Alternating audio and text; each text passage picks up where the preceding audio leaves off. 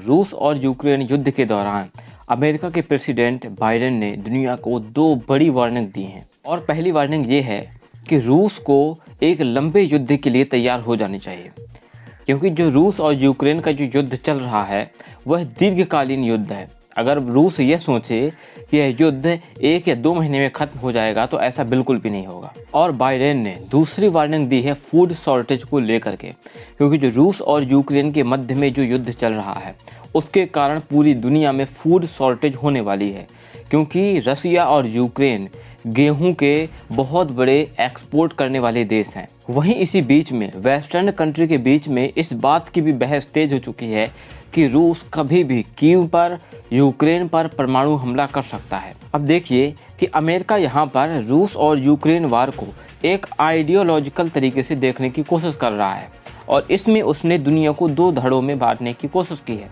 एक तरफ अमेरिका और यूरोपीय देश हैं जो मानते हैं कि वह लिबर्टी की तरफ है, और दूसरा उन्होंने रिप्रेशन माना है, जिसका कारण रूस है। रूस और यूक्रेन युद्ध के कारण रूस की करेंसी रूबल लगातार गिरती चली जा रही है और इसको बचाने के सारे प्रयास पुतिन द्वारा असफल हो रहे हैं, क्योंकि अमेरिका और पश्चिमी देश लगातार रसिया पर प्रतिबंध लगा रहे हैं। और पुतिन अब इस समय यह चाहते हैं कि उनके देश की करेंसी रूबल फिर से उठे, और इसके लिए उन्हें रूबल के लिए फिर से डिमांड क्रिएट करनी होगी, क्योंकि जब इंटरनेशनल मार्केट में रूबल की डिमांड बढ़ेगी तभी लोग रूबल को परचेज करेंगे, और जब रूबल को परचेज किया जाएगा तब रूबल की वैल्यू अपने आप बढ़ने लगेगी। तो अब पुतिन के सामने सवाल यह था कि रशियन करेंसी की वैल्यू यानी रूबल के लिए डिमांड कैसे पैदा की जाए। तो इसके लिए पुतिन ने यह कहा कि जो भी रसिया की अनफ्रेंडली कंट्री है, जो कहीं ना कहीं अमेरिका के साथ खड़ी हैं, जो कहीं ना कहीं रूस और यूक्रेन युद्ध में रसिया के विपक्ष में खड़ी हैं,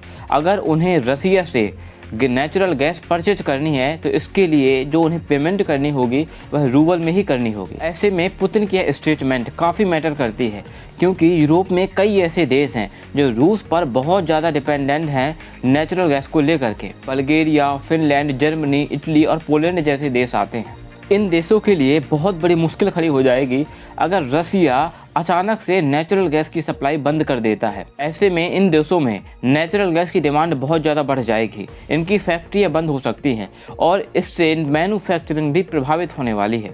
तो अगर सीधे शब्दों में बात की जाए तो यहाँ पर पुतिन सीधे पूरे यूरोप को ब्लैकमेल कर रहे हैं कि अगर आपको नेचुरल गैस परचेज करनी है हमसे तो इसके लिए आपको रशियन करेंसी की वैल्यू बढ़ानी होगी।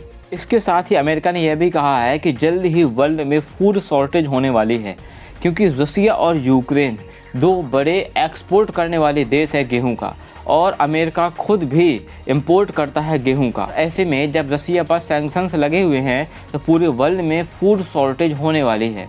और वहीं अगर हम इंडिया की बात करें तो इंडिया में फूड शॉर्टेज का क्या प्रभाव होने वाला है, तो इसका नगण्य प्रभाव होने वाला है, क्योंकि इंडिया खुद बहुत बड़ा प्रोड्यूसर है गेहूं का, और ऐसे में इंडिया के अंदर से ही इतना गेहूं का उत्पादन हो जाता है, इंडिया खुद इतना गेहूं प्रोड्यूस करता है कि उसके अंदर तो पूर्ति हो ही जाती है, साथ ही वह अन्य देशों को एक्सपोर्ट भी करता है। और ऐसे में अमेरिका और यूरोपीय देश अपने किसानों को बढ़ावा दे रहे हैं ताकि वह ज़्यादा से ज़्यादा और उत्पादन कर पाएँ, और इसके लिए उन्हें कोई ना कोई तरकीब निकालनी होगी। वहीं रूस और यूक्रेन युद्ध के कारण पश्चिमी देश इस बात से भी डरे हुए हैं कि रूस कहीं ना कहीं यूक्रेन में परमाणु हमला और साथ ही केमिकल हमला भी कर सकता है। लेकिन अगर रूस की बात करें तो रूस की तरफ से यह बयान आया है कि जब तक हमारे अस्तित्व पर कोई खतरा नहीं होगा हम परमाणु अटैक नहीं करेंगे। और देखिए, हमने यह भी देखा है कि पश्चिमी देश और अमेरिका सीधे रूस से भिड़ने के लिए तैयार नहीं है, क्योंकि वो जानते हैं कि रूस एक अग्रेसर है, और ऐसे में रूस से डायरेक्टली भिड़ना यानी वर्ल्ड वॉर को बढ़ावा देना है। और अगर सभी देशों में युद्ध होता है तो ये हकीकत है कि रसिया परमाणु हमले जरूर करेगा, और रसिया अगर परमाणु हमला करता है तो आप समझ सकते हैं कि लगभग दुनिया ख़त्म हो जाएगी। आधी दुनिया ख़त्म हो सकती है फूड शॉर्टेज के कारण भी, और अगर परमाणु हमला होता है तो उसके कारण भी। वीडियो अगर आपको पसंद आया हो तो प्लीज़ लाइक ज़रूर करें और सब्सक्राइब करके बेल नोटिफिकेशन को ऑन ज़रूर करना। मिलते हैं नेक्स्ट वीडियो में। जय हिंद, जय भारत।